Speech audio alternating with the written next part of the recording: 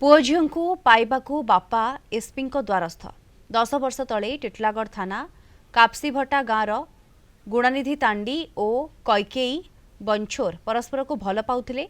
उभय भिन्न जातिर होइथिबारु परिवार लोके सेमानक प्रेम को ग्रहण करिनथिले।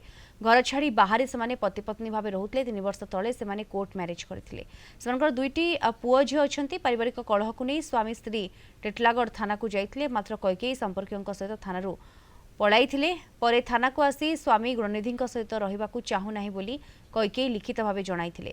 मात्र पुओ झियोंकू नेई नथिले। सासुघर लोके मोठारू और दुई पिलांकू दूरे रखिथिबा गुणनिधि एसपी निकटरे अभियोग करिसेंती। एसपी निर्देश रे अतिरिक्त एसपी अभियोगर तदंत करुछंती।